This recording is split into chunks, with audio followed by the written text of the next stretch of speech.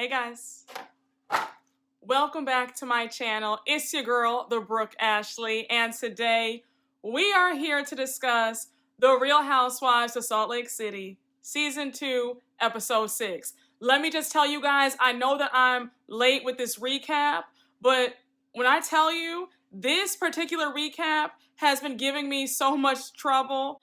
Y'all, I had the hardest time uploading it on YouTube. Then, while I was waiting for it to upload for hours and hours and hours, something told me, Brooke, just go into your iMovie and watch the video back. And baby, I am so glad that I did that. Do you know that like 2 minutes into the video, my eyelash was falling off. I had like a smudge on one of my teeth, just a hot mess. So imagine if the video had gone up on time at 7 a.m., it would have been a mess. I would have been freaking out. I probably would have yanked the video down. So better late than looking crazy. So thank you guys for your patience. I tell you, some days when I feel like it's going to be a piece of cake, editing and uploading the videos, the weirdest things happen. So we are here now.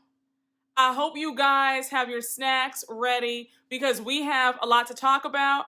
Now, you guys see that tea that I dropped on my community tab yesterday about the video circulating on TikTok with Jennie's niece exposing Dewey and Jennie for a fake storyline. I have some tea about a Real Housewives cast member. I'm not going to say any names, but she's been recently getting attention as a new housewife. And I guess in the recent episode, her husband gave her like a sister wife proposition. And his reasoning was that he wants more kids, which doesn't make sense because he didn't take care of his kids when they were little. Second, she's milking this whole crazy, like, I came from nothing storyline, which is not true at all. These people are so disgusting, they're willing to do anything for money. And I know this because she's my aunt and she used to stay with my family a lot and my parents helped her so much, helped her in any way they can, looked after her kids, etc. And she threatened to sue them and throw them in jail so her husband and her could get some money. But y'all, let's just jump right into this recap because we don't have a minute to spare. We start off the episode with a short scene. Lisa and Whitney finally get together for a cute friend date. They're doing aerial yoga, and that looks so cool. I have always wanted to try that. It looks so graceful. And you know who always does that in all of her performances? Pink. Pink will always give you something of her in the air twirling around. So that's what that reminded me of. I thought it was so funny how Lisa was not able to get it at all. She was just watching Whitney at one point. I was waiting for the instructor to help Lisa.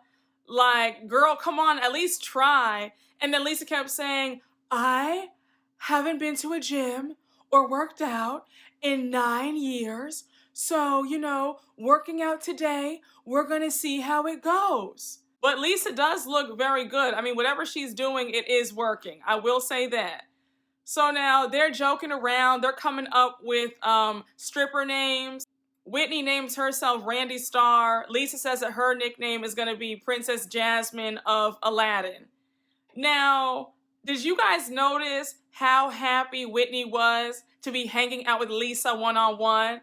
I said, Whitney, you got your wish. You guys are like BFFs now. Are you happy, girl? I mean, I just feel like Whitney and Lisa are going to be falling out by the end of this season. So I don't have high hopes for their newfound friendship. We already saw later on in the episode, it almost went left yet again. So again, I'm not putting much stock or much faith into their friendship. They'll probably be back at odds with Whitney crying about how Lisa doesn't like her and how Lisa looks down on her and the whole nine. Now we see another short scene with Mary and her husband, Robert Sr. Robert is finally back from Florida. Remember how Mary said in the beginning of the season that Robert was quarantining for like a year in their Florida house. So now he's back in Utah, and while Mary was happy to see him for like a few days, she kind of wants him to go somewhere else now. All I have to say about this scene, it was really painful to watch. You can tell there's no chemistry there. There's no love there. There's no romance there. They are like two ships passing in the night. And when Mary was going on about how she feels like they don't know each other anymore and how she likes short rice and Robert's always buying long rice and she gets upset about that, I was like, Mary, do you tell him what kind of rice you like? Like, some things just open your mouth about. But I personally feel like Mary is disgusted and repulsed by that man, and she's really having some regrets for marrying him in the first place. And like I said last season, when I did the interview with her uncle, he told me that Mary married Robert Sr. strictly for the money because there was no will, and she admitted at the reunion that there was no will saying that she had to marry him.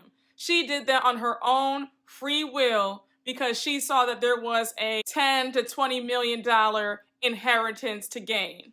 So she got the money, but she's stuck in a very unhappy and a very strange marriage, to say the least. But I think that Mary wants a divorce. It is like the writings are on the wall. Just her saying that she's not happy, she'd prefer if he would be in Florida or anywhere else but there. It's just clear as day. And Robert, when he was cooking the chicken in the kitchen and she was nagging him, he was tired of her too. It's just a mess. A mess. Like, just think about it. When you see them, I can't even imagine what they talk about. Like, imagine a conversation with them. I don't think it goes past 5 minutes. But Mary, good luck with all that. Now we move on to Lisa. She's at this pedicure place, and it's the pedicure place where they have the fish eating the dead skin. I want to do that so bad. It looks like it's so much fun. I already know that all those fish like biting at my feet will have me laughing in the chair. And I just want to experience that at least once or twice in my life. So Lisa's talking to the owner of the salon. Meredith and Jennie arrive. I was cracking up at the way she greeted them. She was like, Meredith, Jennie. It is so much fun imitating Lisa Barlow. Like, she has one of the most fun voices. So they get in the chair, they're all talking. Meredith goes on to ask Lisa about how Lisa's outing with Whitney was. Lisa says, it was really fun, but like, I haven't worked out in 9 years, so I still feel like really exhausted by it. And you know what's really funny? Like, I used to get really triggered every time John would go to the gym because I used to be a big gym rat, and then seeing him go to the gym without me, it would just like trigger something. And the way she kept going on and on and on, and Meredith and Jennie were looking at Lisa like, girl, we didn't ask all of that. We just wanted to know, did you have a good time with Whitney? Yes or no? And Lisa reminds me of Dorit a little bit because they can both be very long-winded. Like, girl, get to the point. You're telling us about everything under the sun when I only asked you about this. So now the conversation changes gears. Jennie's like, hey, can I just ask you guys for some input because I'm dealing with this issue in my marriage? She goes on to say how Dewey wants more kids. She doesn't. She's older. She's had her tubes tied. She is not trying to start the process all over again. Then she goes on to talk about how she's had 13 pregnancies, a lot of complications in the past, and then she even lets them know that she's had 1 stillbirth. She says that her second pregnancy with her daughter resulted in her daughter passing away.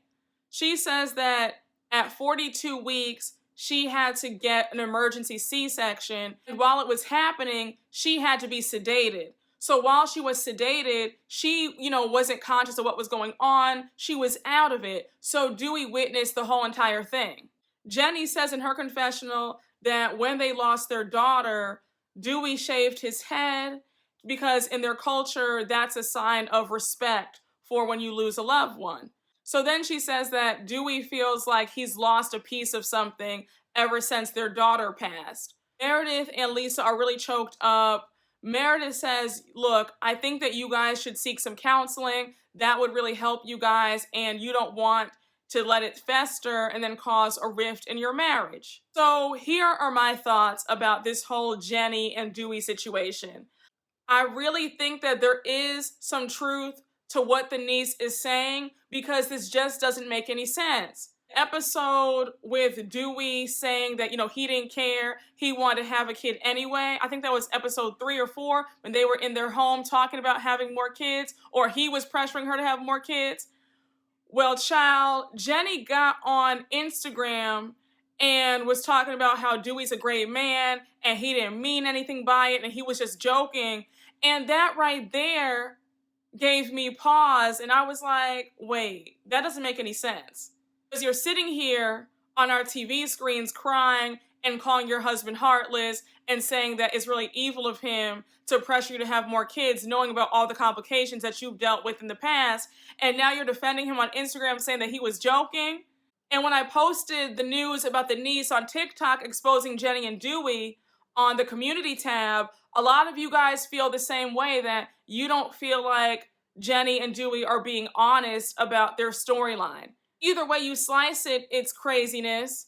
Because if this is real, then Jennie, you need to call up your nearest divorce lawyer and leave. And Dewey, you need to get some help. Because you sound and look crazy to be so cold and callous towards your wife and continue to pressure her knowing what she's been through.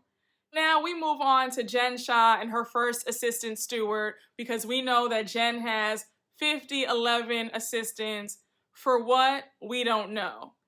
But anyhow, have you guys noticed that it's only 2 assistants this season, when last season they were showing like her 7th and 8th and 9th assistant? I said, Now y'all, side note, I don't even think she was paying all those assistants, to be honest. I think she was only paying the first 3. I just don't believe that she had 10 assistants on payroll. So they're at the jewelry store and Jen is looking at some pieces because she wants to gift all the ladies in the group something nice, because she loves to give people gifts. That's her way of expressing love. Now, let me just say, I don't peg Jen to be this super generous person. I feel like she was doing this to flex that she has a coin. But we, the viewers, know that that coin is some funny money from alleged victims. But again, I digress. Jen starts looking at these really pretty snake rings, and she's like, I don't know if I should do snakes because we have some snakes in this group. I said, girl, pot meets kettle, because you're one of the main snakes in this friend group. The lack of self-awareness is very telling. So now the jeweler suggests a snowflake necklace for each lady. Jen says that that's a great idea because snowflakes are all different. No 2 snowflakes are the same. She goes on to say how the group is so different. She's Muslim, Meredith is Jewish, Lisa and Heather are Mormons, Whitney's Mormon, Mary's Pentecostal, and Jennie's Catholic. So it's a nice mix. So now here comes the fun part. She starts asking the jeweler how much these necklaces are going to cost her. The jeweler says, I think between $2,600 and $3,200 a pop. I was just like, honey, I know the FBI is taking hearty notes every single Sunday. I think that a documentary, a study, something needs to be done about the mentality of people who scam folks and then are very bold and brazen with the stolen monies. Like, how do you process that in your mind? Like, how is that okay? Child, that's another story for another day, and we could talk to several other housewives about that too, i.e. Miss Erica Jane. But again, moving on. We move on to one of my favorite scenes of the night. Lisa, Whitney, and their husbands are having a double date night. Whitney is over the moon because she feels like her friendship with Miss Lisa Barlow, the cool girl, is really turning out to be something. Like, they're really making progress. They're at the restaurant, the drinks are flowing, and those drinks looked amazing. Like, I love a margarita, especially a jalapeno, smoky, spicy margarita at that. You can't beat it. but we're not here to talk about me and my margarita pics, okay? While they're toasting it up, having a good time, joking around, Aubrey and Marco, who are the owners of the restaurant, and the chefs, and the married couple, and the caterers who backed out of Angie's casino night event, arrived to the table with some shots and some food for them, and that food looked amazing. I think she said it was roasted chicken and some tacos, and baby, the way my mouth was salivating. You guys know me by now. I'm gonna always talk about the food in every single franchise. If you're new here, welcome. How you doing? Stay for a while, but I will always talk about the food, okay? So get used to it. Aubrey says to Lisa, I can't believe what Angie's trying to do to you, Lisa. And we couldn't do the event because it was a Friday and we couldn't take that Friday off. So now Whitney's like, hold up, wait a minute. Y'all have me all the way effed up. Like, Lisa, why would you invite me out to their restaurant? Of all the restaurants in this city, why are we at theirs? I said, now, Lisa knows good and well she did this because, one, she knew it would be a good scene. Two, she was also trying to provide some free promo for her friends, Aubrey and Marco, and their restaurant. And remember how they carry Lisa's Vita tequila. So, yeah, it was very beneficial for Lisa to film this scene with Whitney at their restaurant. But I digress. So Whitney is going off, all right? Like, she's making a scene. Her husband is embarrassed. Lisa's husband is looking like, oh, Lord have mercy. Like, this was a terrible idea to get them together. So she's like, Lisa, are you kidding me right now? Are you really kidding me right now to invite me to this restaurant of all places? So you're telling me that you've been manipulating me the whole entire time? Lisa, you've been laughing at all my jokes all week and telling me how much you love me? Is this what you're trying to do, Lisa? This feels like a setup. So Lisa's like, I'm so confused right now. I'm like so confused. Like, how is this a setup? I didn't set you up. John, what is she talking about? Like, we just wanted to come to this restaurant because they have great food. Whitney, calm down. Whitney's not trying to hear any of what anybody is trying to say to her. She's still going off about how Lisa set her up, how this date night was a setup and a trap. She's just so angry. And then she says, I thought that all this time Lisa actually wanted to be my friend, but now it shows that she just brought me here to cover her tracks. And let's just keep it real. I would feel some sort of way if my good friend's event was sabotaged because some caterers of a restaurant pulled out, and then your good friends of the caterers who backed out of my good friend's event, and then here it is, we're going to their restaurant. Like, no. I think that was really bad on Lisa's part. I mean, she might not have been up to something, but it just looks shady. You have to always remember the optics, and it looks very bad, Lisa. Whitney is still going off at the table, and Lisa says that she's mortified because she's already messed up her friendship with Angie, and she's scared that Whitney's gonna mess up her friendship with Aubrey and Marco, especially since they carry her tequila at their restaurant. So Whitney's like, do you ever admit when you're wrong, Lisa? Like, do you ever say I'm sorry about anything? And Lisa's like, of course I do. I say sorry to John all the time. I say sorry to my kids all the time. I'm always apologizing. Now, Lisa, I don't believe that. You don't strike me as somebody to own up to when they're wrong, because we all remember how you acted towards Whitney and Heather last season. You got mad at Whitney when she told you how, your bartender that you had sent for her party got drunk and messed up her house. Like, you were upset with that. So I don't know, girl. I don't think that you take any sort of accountability or apologize about anything.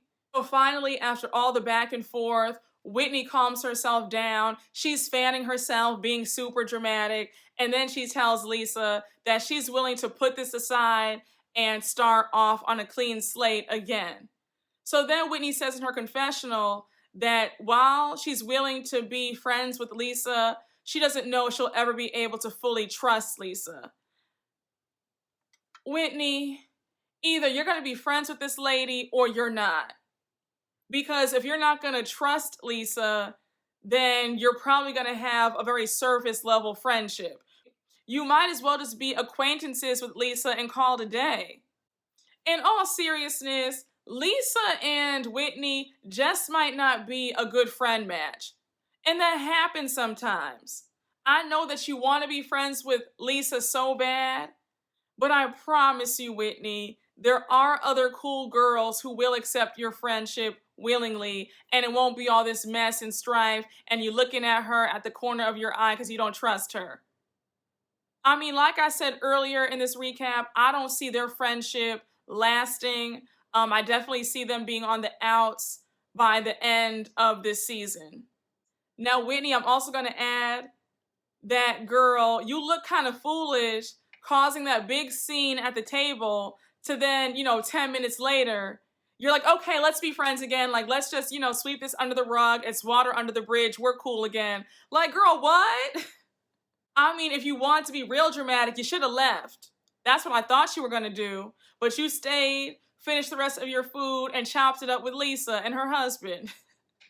Now we move on to another scene with Shah. She's at home. Sharif and her youngest son, Omar, are outside. They're doing some warm-ups because her son plays football and track.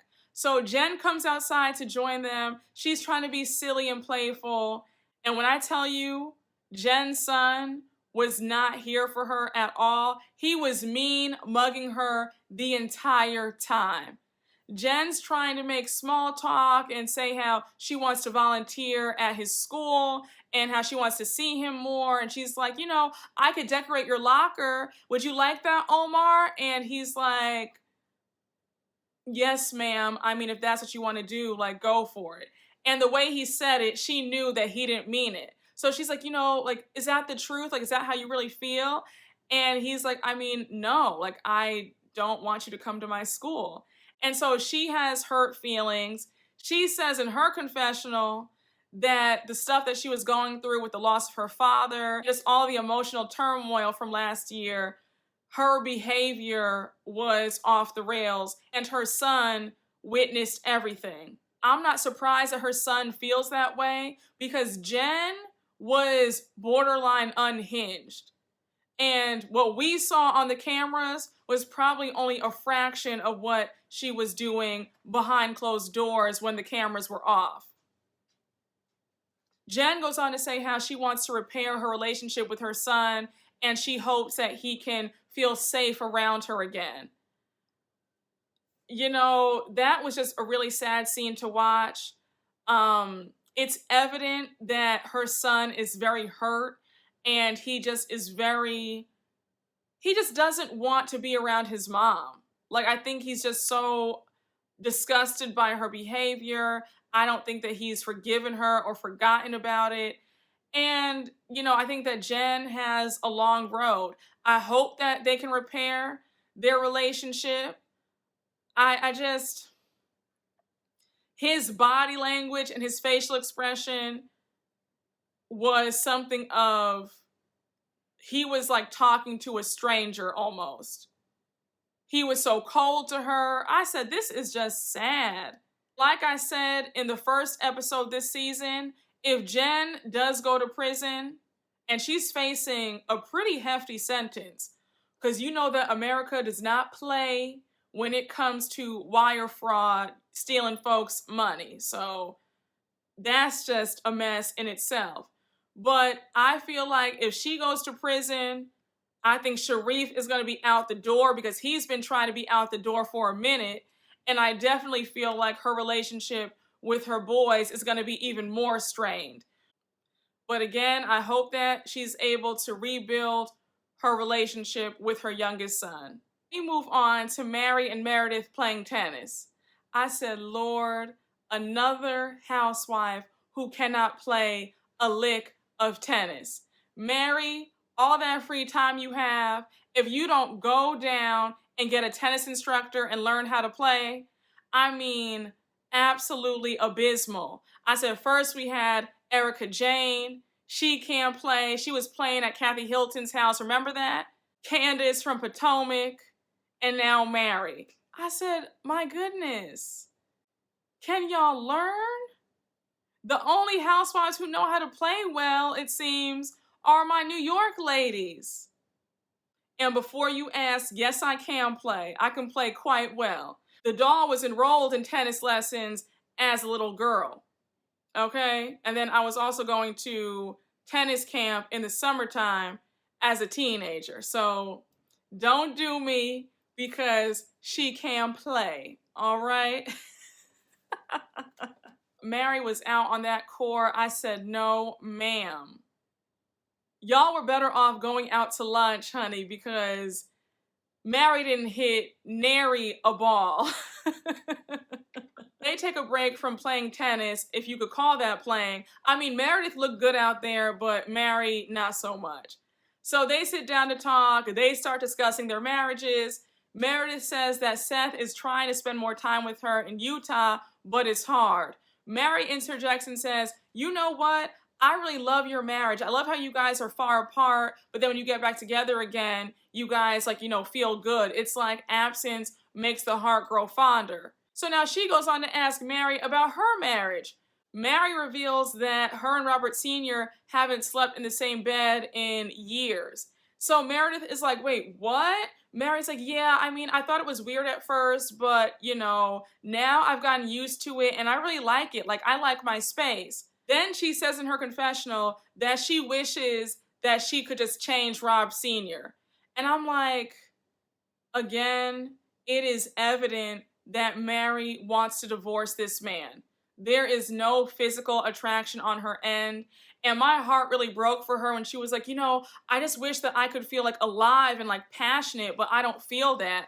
And I'm thinking, Mary, life is too short to be unhappy and to be stuck in a crazy situation.